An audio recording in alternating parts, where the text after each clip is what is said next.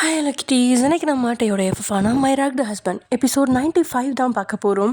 So நீங்களும் நம்ம channel subscribe பண்ணலாம், சப்ஸ்கிரைப் பண்ணிக்கோங்க. கூடவே இந்த பெல் ஐக்கனும் கிளிக் பண்ணிக்கோங்க. உங்கள் ஃப்ரெண்ட்ஸ் அண்ட் ஃபேமிலிஸ்க்கு ஷேர் பண்ணுங்கள். ஓகே, வாங்க நம்ம வீடியோக்குள்ளே போடலாம்.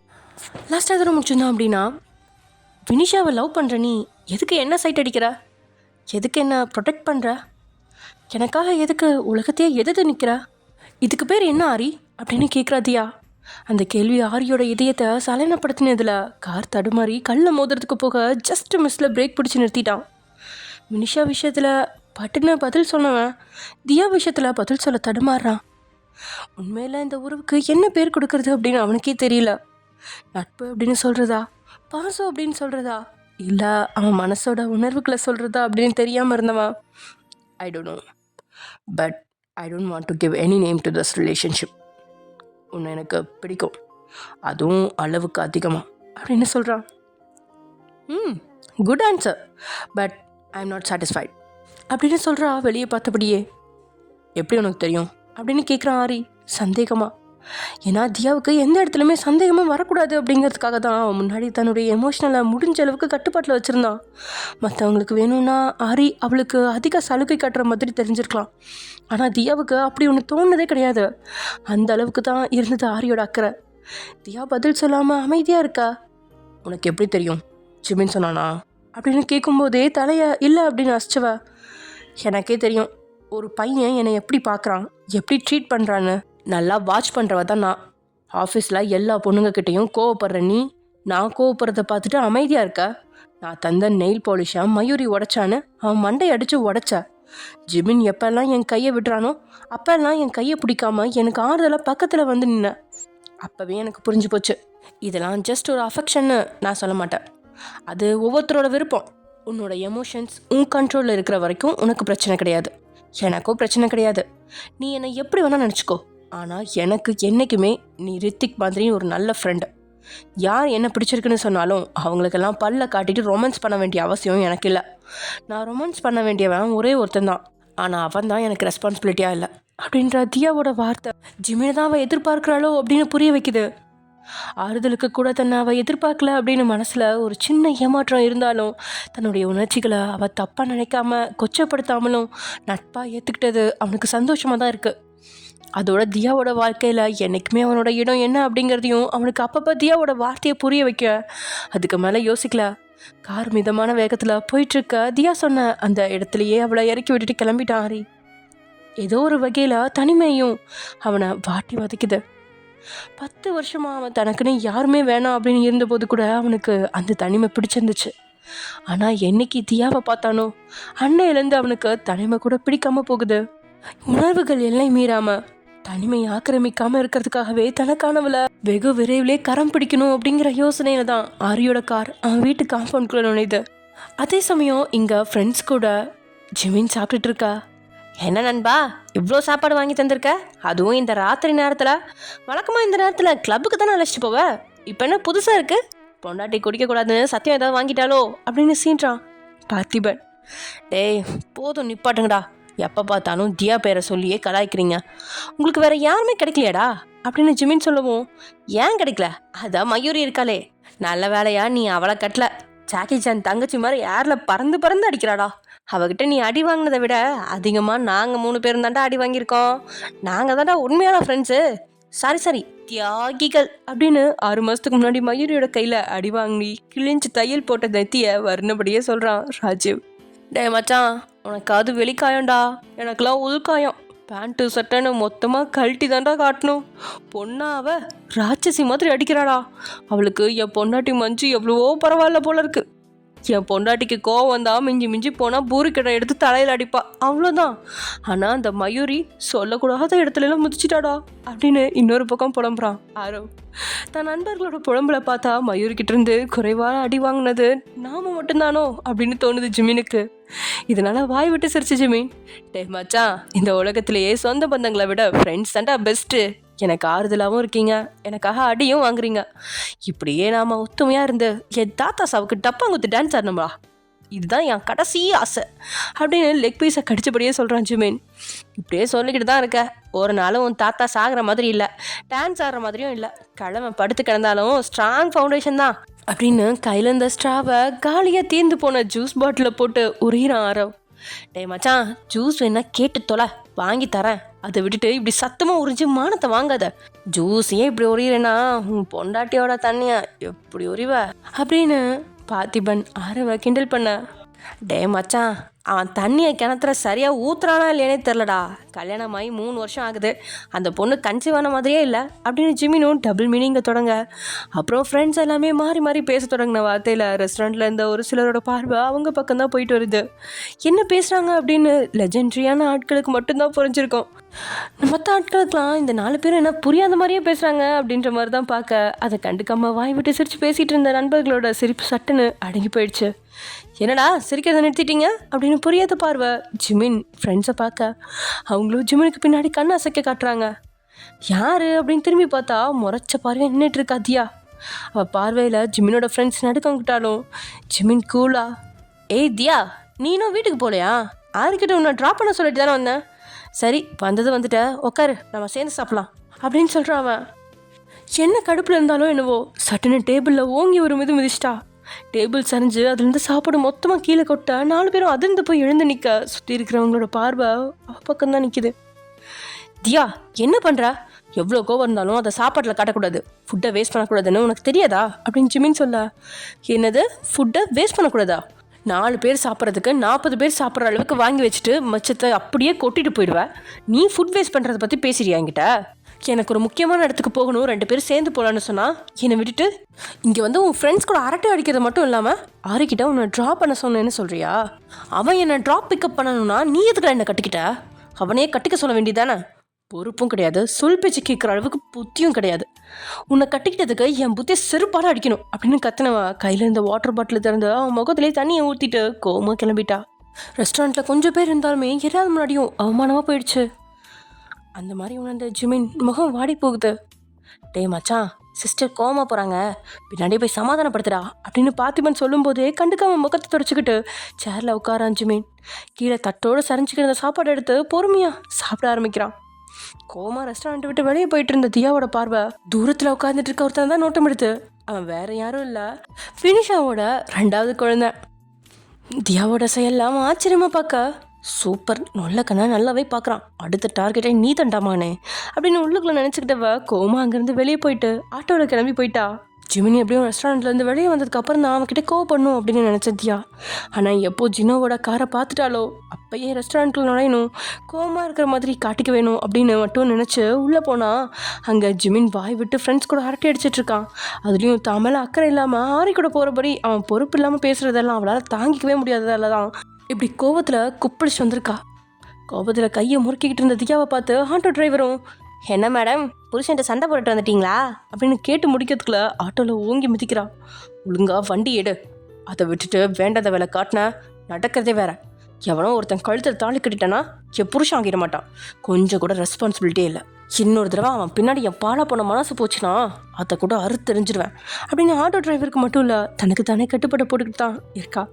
இப்படி டிரைவர்கிட்ட கத்திக்கிட்டு இருந்ததால் டிரைவர் சடன் பிரேக் போட்டு ஆட்டோவை நிறுத்திட்டான். இவனுக்கு என்ன ஆச்சு அப்படின்னு ரோட்டை பார்த்தா ஆட்டோவை வழிமறிச்சு நிற்குது ஒரு பெரிய கண்டெய்னர் லாரி. அந்த லாரி ஆட்டோவை வழிமறிச்சது மாதிரி இல்லை, மொத்தமாக ரோட்டையும் வழிமறிச்சு நிற்குது. பொறுமையாக லாரிலேருந்து வெளியே எட்டி பார்க்குறான் ஜிமின். ஹாய் டார்லிங், பைக்கில் ஃபாலோ பண்ணி வரலான்னு நினச்சேன், நீ தான் என் பைக்கோட 2 டயரையும் பஞ்சர் ஆக்கிட்டியே, அதான் கையில் கிடச்ச சின்ன வண்டி எடுத்துகிட்டு வந்துட்டேன். வா, வந்து வண்டியில் ஏறு, நீ ஏற வரைக்கும் இந்த ரோடு இப்படி தான் பிளாக் ஆகி நிற்கும் அப்படின்னு கூட பல்ல காட்டுறான். ஓ அப்படியா, நீ இங்கேயே பிளாக் பண்ணி நில்லு, நான் கிளம்புறேன்டா புண்ணாக்கு அப்படின்னு ஆட்டோலேருந்து இறங்கி நடந்து போக தொடங்கிட்டான். அடங்க மாட்டா போல இருக்கே அப்படின்னு பல்ல கடிச்சிட்டு லாரியை ஓரங்கட்டி நிறுத்தி கீழே இறங்கி தியாவோட பின்னாடி ஓடுறான்.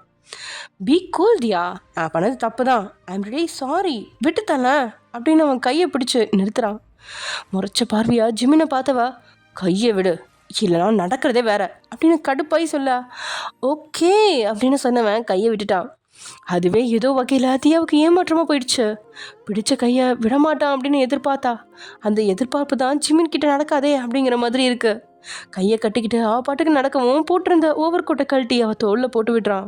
கோமா இருக்கிறத காட்டுறதுக்காகவே ஓவர் கோட்டை கழட்டினதியா கீழே வயசா கேட்ச் பிடிச்சவன் மறுபடியும் அவள் தோல்லையே போட்டு விடுறான். உனக்கு இப்போ என்ன பிரச்சனை ஜிமின்? என் மேலே அக்கறையாக இருக்கிற மாதிரி சீன் போடாத, எனக்கு சுத்தமாக பிடிக்கல அப்படின்னு சொன்னவன் இந்த மாதிரி ஜிமின் பிடிக்காத அளவுக்கு தூரத்தில் இருந்த குப்பை தொட்டிக்குள்ளே ஓவர் கோட்டை வீசிட்டா. அதுக்கு மேலே பின்தொடராமல் அங்கேயே நின்னவன், நீ என்ன லவ் பண்ணுறியோன்னு பயமாக இருக்குதியா அப்படின்னு ஜிமினோட வார்த்தையால் திரும்பி அவனை பார்க்குறா. வாட், புரியல அப்படின்னு எல்லாம் தெரிஞ்சும் தெரியாத மாதிரியே கேட்குறா தியா. பொறுமையாக அவள் பக்கத்தில் வந்து நின்னவன், ஆரம்பத்தில் நீ என்கிட்ட நல்லாவே தான் கோவப்படுற, ஆனால் என்னை கேர் பண்ணிக்க மாட்டேன். இப்போ அப்படி இல்லை, 1000 பேர் இருந்தாலும் உன் பார்வை என்னை பார்க்குது. அது எனக்கு சந்தேகமாக இருக்குது. நான் ஓப்பனாக சொல்கிறேன், எனக்கு பொறுப்பாக இருக்கணும், குடும்ப வாழ்க்கை வாழணும்னு ஆசையே கிடையாது. நான் சிங்கிளாக இருந்து சாகணும். எனக்கு அப்புறம் அந்த சொத்து முழுக்க ட்ரஸ்ட்டுக்கு போகணும், என் வாரிசுக்கெல்லாம் போகக்கூடாது. கிம் அப்படிங்கிற ஃபேமிலி டைட்டில் என்னோட முடிஞ்சிடணும் அப்படின்னு சொல்கிறான் ஜிமின். தியாவோட முகம் ஏதோ வகையில் சுருங்கி விரியுது. அவளுக்கு இப்போது ஜிமின் மேலே கொஞ்சம் காதல் துளிர்விட்ட நேரம். அவனோ காதல் செடியை மரமாக வளர விடாமல் மூளையிலேயே கிள்ளி எறிய பார்க்குறான். சில நொடி ஏற இறங்க ஜிமினை பார்த்து யோசிக்கிறா. அதுவும் மனசார கிடையாது, லாயராக தான் யோசிக்கிறா. ஜிமின் சொல்கிறது சரிதானே, நான் இதுக்கு இவனை பார்க்குறேன். எனக்கு இப்போ தான் 23 வயசு முடிய போகுது. லைஃப்பில் சாதிக்க வேண்டியது எவ்வளவோ இருக்குது. இப்போ வரைக்கும் நான் ஆரம்ப கட்டத்தில் தான் கால் எடுத்து வச்சுருக்கேன். நானும் ராகவ் சார் மாதிரி இல்லைன்னா சத்யமூர்த்தி சார் மாதிரி பெரிய ஆளாக வரணும். நமக்கு எதுக்கு காதல் கத்திரிக்காயெல்லாம், அதுவும் இந்த மாதிரி பொறுப்பு இல்லாதவன் கூட வாழ்ந்தா வாழ்நாள் முழுக்க வேதனை தான் படணும். எத்தனையோ டைவர்ஸ் கேஸை வாதாடி கொடுத்த நானே கடைசியில் என்னோட டைவர்ஸ் கேஸுக்கு இன்னொரு லாயர் முன்னாடி போய் நிற்க வேண்டிய நிலைமை வரக்கூடாது. காதலை விட லட்சியமும் பொறுப்பும் தான் முக்கியம் அப்படின்னு லாயர் மூலம் எல்லா பக்கமும் யோசிச்சு துளிர் விட்டு இருந்த அந்த காதல் செடியை ஜிமின் பிடுங்கி எறிய வேணாம் அப்படின்னு அவளே கொத்த செடியை பிடுங்கி வீசிட்டா.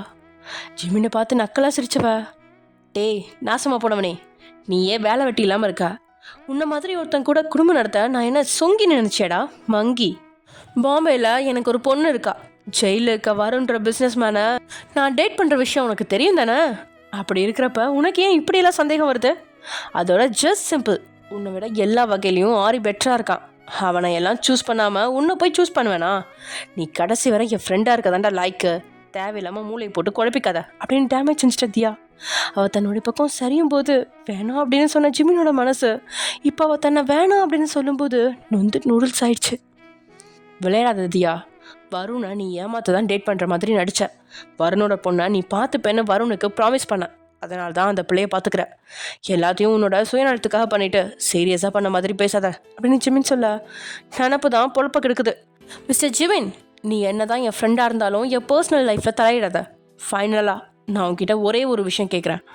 உங்ககிட்ட கொஞ்சம் டாக்குமெண்ட் தந்து அதை பற்றின டீட்டெயில்ஸை கலெக்ட் பண்ணணும்னு சொன்னனே, என்கிட்ட வாய்க்கிலேயே எல்லா டீட்டெயில்ஸும் கிடச்சிச்சின்னு சொன்னேன். அந்த டீட்டெயில் எங்க அப்படின்னு தியா கேட்க, டீட்டெயிலா? எந்த டீட்டெயிலு? எனக்கு மறந்து போச்சே அப்படின்னவன் வெறுப்பேற்றபடி பல்ல காட்ட. ஏற்கனவே வெறுப்போட உச்சத்தில் இருந்தவன் இந்த முறை இருந்த கோவத்தில் பட்டன் பிடிச்சி ஜிமினை தள்ளிட்டா. அந்த சின்ன பாலத்தோட ஓரத்தில் நின்றுட்டு இருந்த ஜிமின் கால் தவறி பாலத்துலேருந்து கீழே விழுந்துட்டான். கையில் இருந்த மொபைல் டார்ச் லைட்டை அடித்து கூலாக கீழே பார்த்தா கீழே கிடந்த கூவாத்தோட சாக்கடையிலேருந்து பூதம் மாதிரி வெளியே எழுப்புறான் ஜிமின். என்ன தம்பி பேசிகிட்டு இருக்கிறப்ப குளிக்கிறதுக்கு தண்ணியில் குதிச்சிட்ட? பொறுமையாக குளிச்சுட்டு வா. எருமை மாடுங்க எப்பயுமே சேத்துல கிடக்கணும்னு கேள்விப்பட்டிருக்கேன். அதை இப்போ தாண்டா லைவாக பார்க்குறேன். எருமை மாட்டுக்கான 10 பொருத்தமும் உங்ககிட்ட பக்காவாக இருக்குது, பர்ட்டா அப்படின்னு சொல்லிட்டு பெருசாக எதையோ சாதிச்ச மாதிரி சட்டை கலரை இழுத்து விட்டுட்டு அந்த ஆட்டோக்குள்ளே ஏறி உட்காரா தியா. ஆட்டோ டிரைவர் புரியாத பார்வை பார்க்குறான்.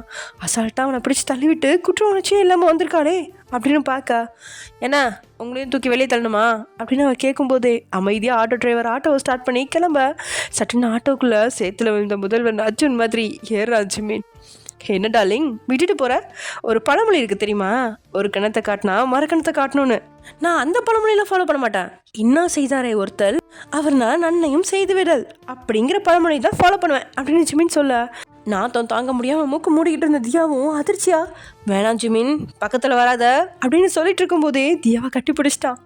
அந்த அணைப்பு கமமாக இல்லாமல் அவன் மேலே இருக்கிற அந்த மொத்த சாக்கடையும் இங்கேருந்து அங்கே கூடு விட்டு கூடு பாய வைக்கிற மாதிரி அவன் மேலே பாதியை பூசி விட்டுட்டான். தியாவுக்கு குமட்டிக்கிட்டு வர தண்ணியும் மீறி அவள் வாந்தி எடுத்துட்டா. என்ன டார்லிங் கல்யாணம் மாதிரி 5 மாதத்துலேயே வாந்தி எடுத்துட்டா? சூப்பர், வேலை வெட்டி இல்லாதவன்னு சொன்னியே, இப்போ பார்த்தியா என் வேலையில் கரெக்டாக இருந்து உன்னை வாந்தி எடுக்க வச்சுட்டேன். பக்கத்தில் தான் கவர்மெண்ட் ஹாஸ்பிட்டல் இருக்குது, குழந்தைய பற்றி பத்திரமா கொண்டு வந்துட்டா, பர்ட்டா பை பாய் அப்படின்னு சொல்லிட்டு ஓடிட்டு இருந்த ஆட்டோவில் இருந்து வெளியே குதிச்சிட்டான். போடா நாயே, நீ எல்லாம் நல்லாவே இருக்க மாட்டான், நாசமாக போயிடுவேன் அப்படின்னு கத்துறா தியா. ப்ளஸ் பண்ணதுக்கு ரொம்ப நன்றி தியா, பாய் அப்படின்னு கையை காட்டி வழி அனுப்பினவன் ஆட்டோ போனதுக்கப்புறம் கண்டெய்னர் லாரிக்குள்ளே ஏறி உட்காந்து லாரியை ஸ்டார்ட் பண்ண பார்த்தா சாவி இல்லை. அந்த சாவி மட்டும் இல்லை, ஜிமினோட மொபைலை கூட எப்பயோ தியா உருவிட்டு போயிருக்கா. தலையில் அடிச்சுக்கிட்டவன் அடைச்ச மண்டையில் இருக்க கொண்டையை மறந்துட்டனே அப்படின்ற ரியாக்ஷனில் ஃப்ரெண்ட்ஸ்க்கு கால் பண்ண முடியாமல் ஆள் இல்லாத அந்த சாலையில் தனிமரமாக சாக்கடையில் உருண்ட பண்ணியாக நின்றுட்டுருக்கான் அவன். இப்படியே டைம் ஸ்கிப்பாக காலையில் அலார சத்தத்தில் கண் விழிச்சு பார்த்த உங்களுக்கு இதயமே பதறி போயிருக்கு. ஏன்னா மணி 8. சே, ஒரு நாள் கூட நிம்மதி அமையது போல இருக்கு, தினமும் பிரச்சனையே தொடங்குதே அப்படின்னு பதறி எழுதுறீங்க. நீங்கள் எழுந்து அடுத்த நொடியும் உங்களோட கண்கள் தேடுது.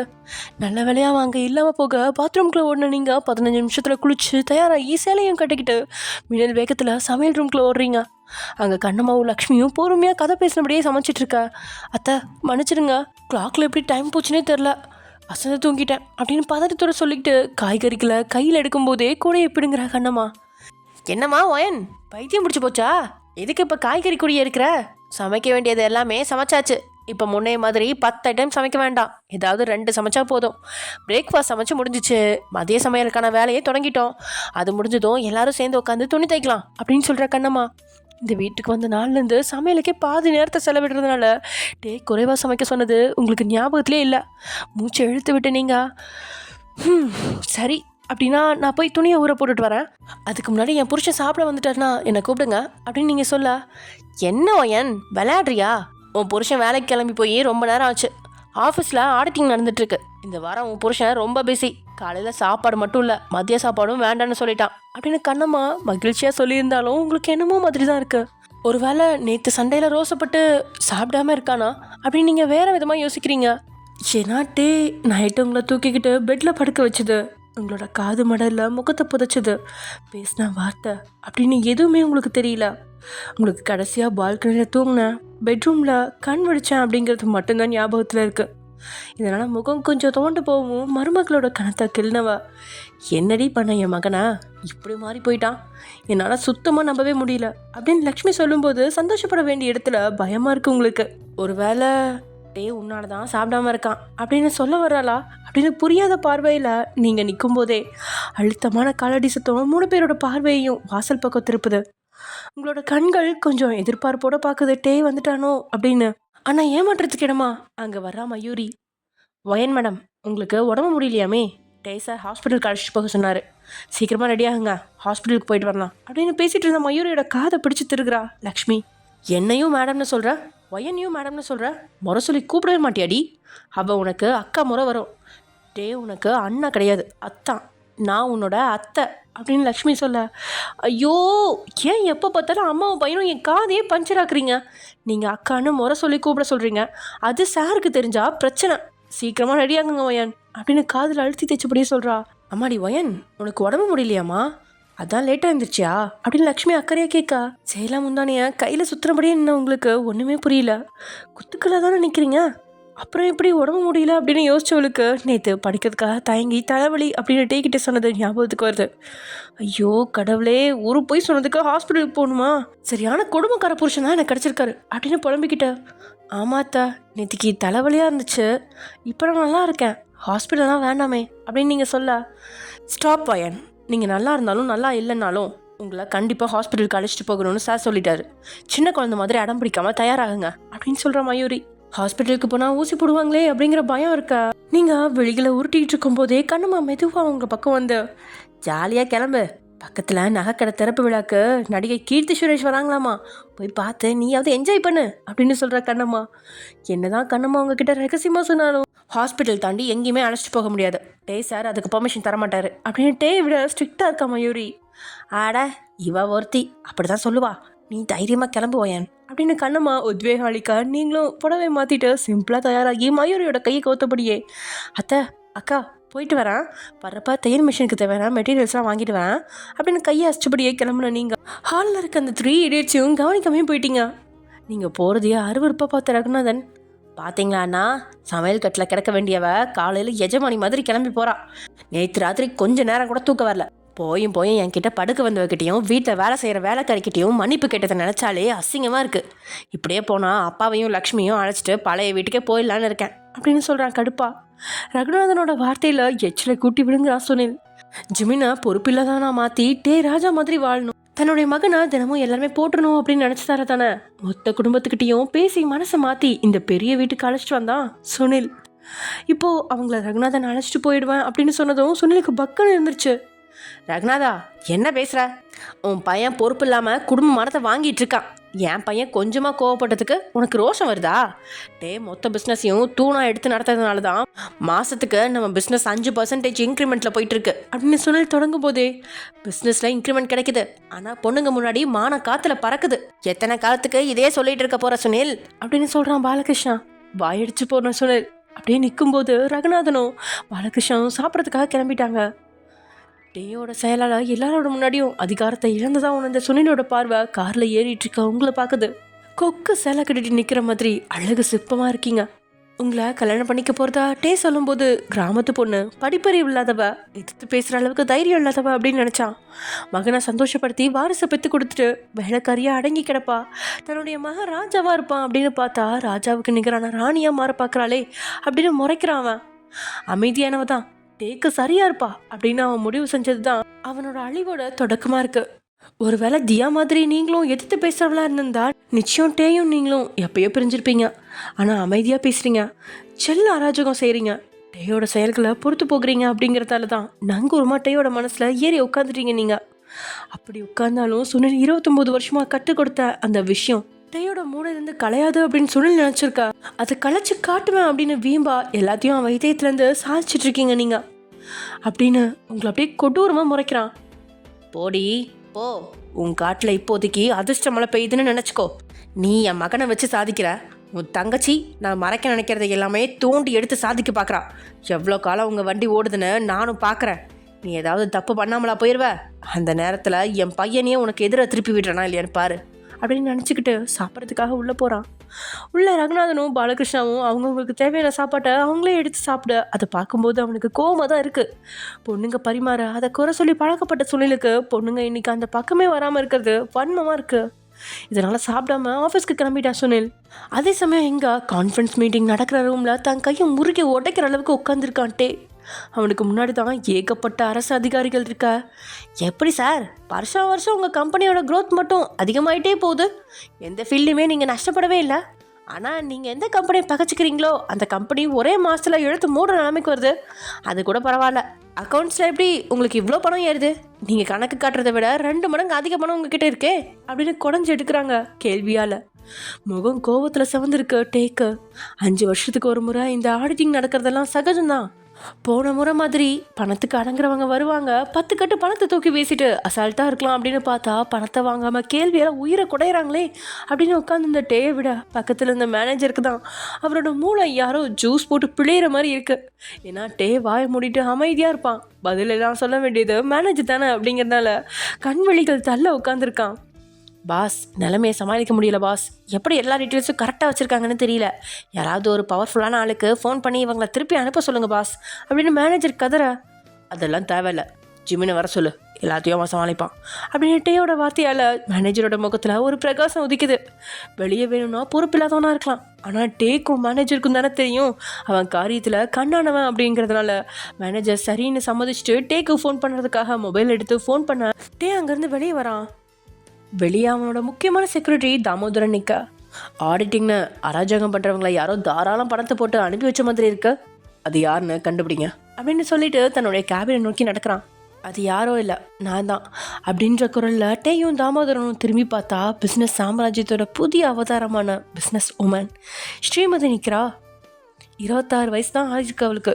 வெளிநாட்டில் பிஸ்னஸ் சம்மந்தமான பட்டப்படிப்பை முடித்தவ. அப்பா இறந்ததுக்கப்புறம் ஆண் வாரிசுகள் பிஸ்னஸில் கால் வச்சு நஷ்டத்தை கண்டாலும் கால் வச்ச இவளுக்கு கிடைச்சது லாபம் மட்டும்தான்.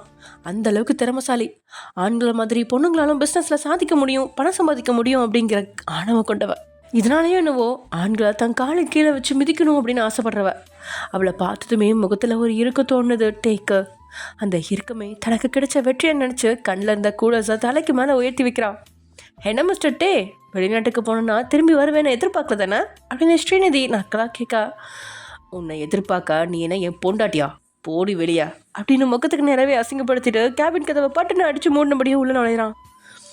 ஆண்கள் தன்னை பார்த்து பயப்படணும் அப்படின்னு நினைக்கிற ஸ்ரீநிதிக்கு அன்னைக்கும் இன்னைக்கும் தனக்கு அடங்காத ஆணா இருக்கிற டேயை பார்த்து கோபம் வந்தாலும் அந்த கோபம் 2 நிமிஷத்துல வடிகட்டின நீராவே பறந்துருச்சு. இப்போ அவ கண்கள் கோபத்துல சிவக்காம காதில் மிதந்துட்டு இருக்கு. லிஃப்ட்டுக்குள்ள இருந்து வெளியே வந்த ஜிமினை பொண்ணுகையோட பார்த்து ஹாய் ஜிமின் அப்படின்னு சொன்னவ கையை தூக்கி அசைச்சு காட்ட அவ சத்தம் கேட்டு தலை வந்து பார்த்தவன் உதட்டில் புன்னகை உதிக்கா பாய் ஸ்ரீ அப்படின்னு லிஃப்ட்டை விட்டு வெளியே வந்த வேகத்தில் பக்கத்தில் இந்த ரூமுக்குள்ளே புகுந்துட்டான் ஜிமின். 1000 வாட்ஸ் பல்பா எரிஞ்சிட்டு இருந்த பக்கம் அப்படியே சுருங்கிடுச்சு. அண்ணனும் சரி தம்பியும் சரி அசிங்கப்படுத்துறாங்களே அப்படின்னு நினைச்சாலும் டேயை முறைச்சு பார்த்தவ ஜிமினை முறைச்சு பார்க்காம அவன் இருந்த ரூமுக்குள்ள நுழைறா. அவனை சந்திச்சு 2 வருஷம் ஆயிடுச்சு. பழையபடி நட்பு பாராட்டணும் அப்படின்னு ஆசையில் அவன்கிட்ட பேச ஆவலா வர்றா. ஆனால் உள்ள டேயோட மேனேஜரோட சேர்த்து இன்னும் ஏராளமான ஆட்கள் இருக்க பேச வந்த வார்த்தை தடப்பட்டு நிற்குது. இருந்தாலும் ஜிமினை ஆசையாக அவள் பார்க்க ஜிமின் எப்பயோ பிஸியாக சிஸ்டத்தில் வேலை தொடங்கிட்டான். நேத்தியான கோட் ஷூட்டில் நிற்கிற ஸ்ரீமதியை பார்க்க மேனேஜர் மேடம் நீங்கள் சப்மிட் பண்ண டாக்குமெண்ட்ஸ் எல்லாத்தையுமே பார்த்து முடிச்சாச்சு, நீங்கள் கிளம்பி போகிறதுக்கு டே சார் பர்மிஷன் தந்துட்டாரு அப்படின்னு சொல்ல அண்ணங்காரன் என்னடானா தம்பியை கட்டித்தர மாட்டேன்னு சொல்கிறான். அவன் மேனேஜர் 10 நிமிஷம் சைட் அடிக்க வர மாட்டேங்கிறான் அப்படின்னு பல்ல அரைச்சவ ஓகே ஐம் கோயிங் அப்படின்னு சொல்லிட்டு கிளம்புனாலும் தன்னுடைய மொபைலில் ஜிமினை ஃபோட்டோ எடுத்துகிட்டு கிளம்புறா. இதை தன்னுடைய கேபினில் இருந்தபடியே சிசிடிவி கேமரா வழியாக பார்த்துட்டு இருந்த டேயோட முகத்தில் எள்ளும் கொள்ளும் வெடிச்சிட்டு இருக்கு. மிஸ்டர் டே உங்கள் கம்பெனி கூட நான் என்னால் பார்ட்னர்ஷிப் வச்சுக்க முடியாது.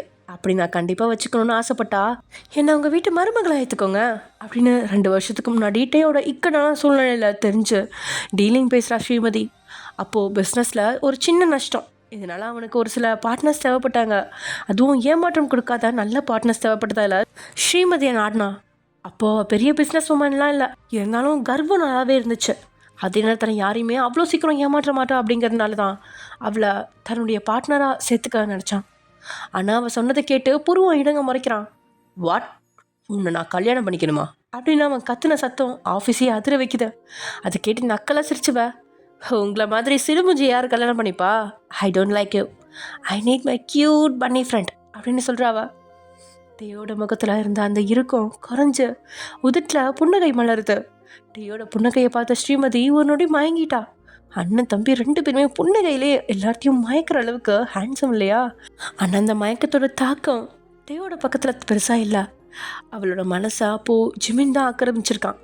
இதனால் ரெக்கை கட்டி பறந்துட்டு இருந்தவளோட ரெக்கையை உடைக்கிற மாதிரி அவன் முகத்தில் சூடான காஃபியை ஊற்றி அலறி துடிக்க வச்சிட்டான். டே உனக்கு கால் வச்சு நிற்கிறதுக்கு இடம் இருந்தா பாயை போட்டு படுக்கிறதுக்கு பார்க்குறியா? உன்னை கல்யாணம் பண்ணிக்கிட்டா என் தம்பி ரெஸ்பான்சிபிலிட்டியான ஒருத்தனா மாறவே மாட்டான். வாழ்நாள் முழுக்க ஊதாரித்தனமாக சுற்றிட்டு இருப்பான். So I don't like you and I don't need you, get out அப்படின்னு அசிங்கப்படுத்தி அனுப்பிட்டான். தனக்கு இருக்கிற திறமைக்காகவாவது டே தன்னை அந்த வீட்டு மருமகளாக ஏற்றுக்குவான். கல்யாணம் முடிஞ்சு எப்படியாவது ஜிமின் கூட குடும்ப வாழ்க்கையிலையும் சாதிக்கணும் அப்படின்னு நினச்சான். ஆனால் ஆரம்பத்திலே மண்ணலை போட்டுட்டான் டே. அப்போது ஜிமின் மேலே வன்மம் இருந்தாலும் ஒரு பொண்ணா சில இடங்களில் அவன் தடுமாறின போது அவளுக்கு உதவினது என்னவோ டே தான்.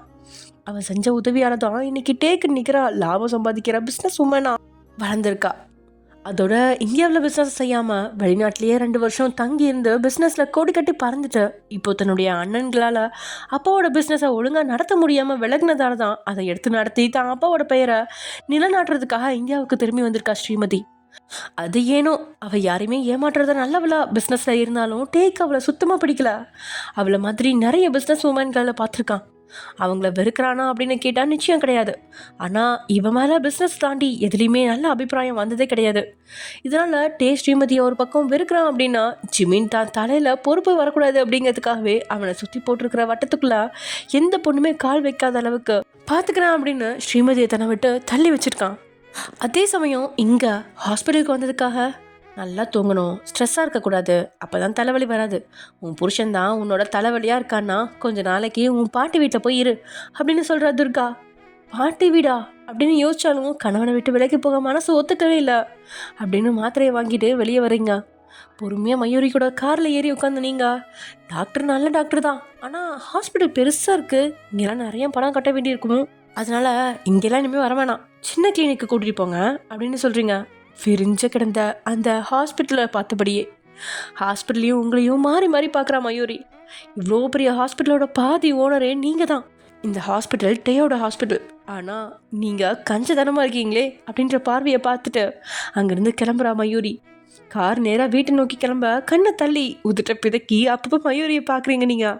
மயூரி வேணுனே உங்களை கண்டுக்காம இருக்கா, பொறுமை இழந்தவ. ப்ளீஸ், பக்கத்தில் நகைக்கடை திறக்கிறாங்க, கீர்த்தி சுரேஷ் அப்படின்னு நீங்கள் தொடங்கும் போதே ஸ்டாப் இட் வயன்.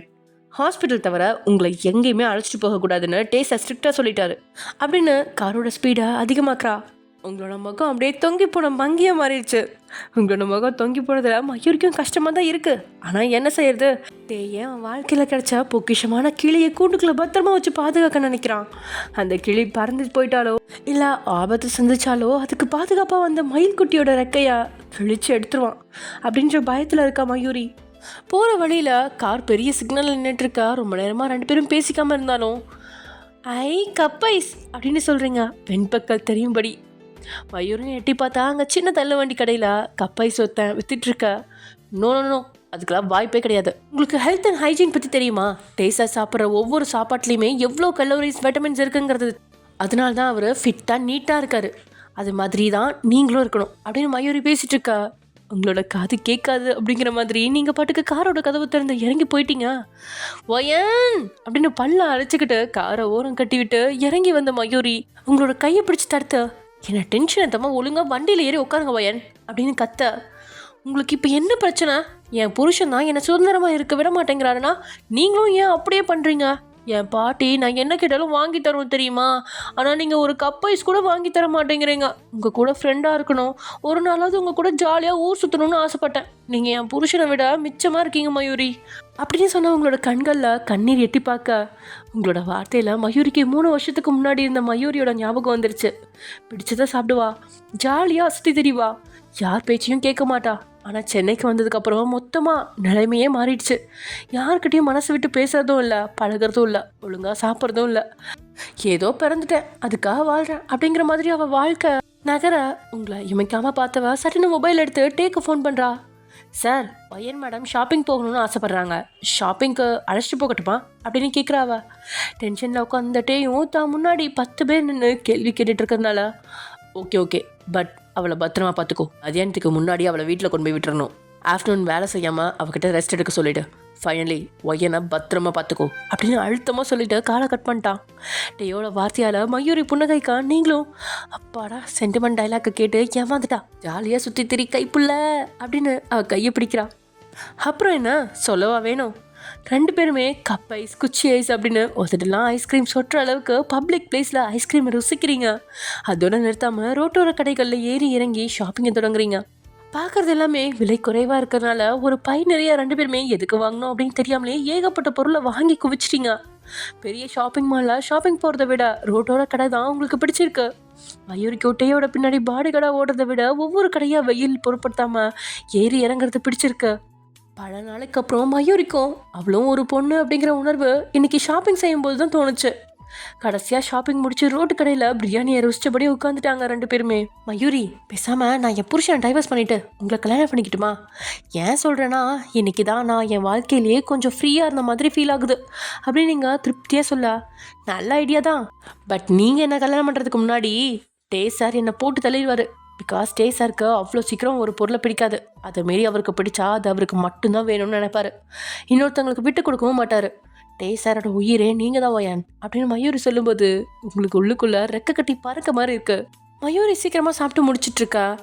நீங்கள் இன்னும் பாதி சாப்பாட்டை கூட முடிக்காமல் இருக்கா. பொறுமையாக சாப்பிட்டுட்டே அப்படியே மயூரிட்ட பேச்சு கொடுத்துட்ருக்கா. மயூரியோட பார்வை அங்கேருந்து பஞ்சு மிட்டாய் கடைக்கு போகுது.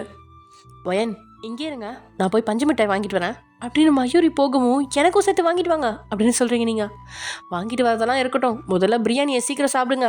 ஆரம்பத்திலே சொன்னேன் 1/2 வாங்கலான்னு, அடம் பிடிச்சு ஆளுக்கு ஒரு பிரியாணி வாங்க வச்சிட்டிங்க. நான் எப்படியோ சாப்பிட்டேன், நீங்கள் தான் இப்போ கண்ணை தள்ளிட்டு இருக்கீங்க, ஒழுங்காக சாப்பிடுங்க அப்படின்னு மிரட்டிட்டு அங்கேருந்து போகிறா. அம்பி மாதிரி இருக்கா, திடீர்னு அண்ணியெல்லாம் மாறிடுறா. அப்படியே என் புருஷனோட ஜெராக்ஸ் மிஷின் மாதிரி இருக்கா அப்படின்னு நினச்சா உங்களுக்கும் சாப்பிடவே முடியல. ரோட்டு கடை பிரியாணி அப்படின்னதும் பயங்கர ஆர்வமாக வாங்கினீங்க. ஆனால் பிரியாணி அவ்வளோ ருசியாக இல்லை. இதுக்கு லக்ஷ்மி சமைக்கிற பிரியாணி தேவாமிர்தம் மாதிரி இருக்குது. கடைக்கு போனாலும் மயூரோட பார்வை எல்லாமே உங்கள் மேலே தான் இருக்குது. பெருசாக கூட்டம் இல்லை அப்படிங்கிறதுனால தனக்காகவும் உங்களுக்காகவும் 2 பஞ்சு மிட்டாய் வாங்கிட்டு 500 ரூபாய் தாளை நீட்டுறா. சில்லற இல்லைம்மா, 60 ரூபா சில்லறதா அப்படின்றான் கடைக்காரன். பைய திறந்து 50 ரூபா நோட்டையும் 10 ரூபா சில்லறையும் பொறுக்கி கடைக்காரன்கிட்ட கொடுத்துட்டு சந்தோஷமாக திரும்பி பார்த்த மயூரியோட இதயம் அப்படியே நொறுங்கிருச்சு. அவ்வளோ நேரம் அங்கே உட்காந்துருந்த நீங்கள் காணலை.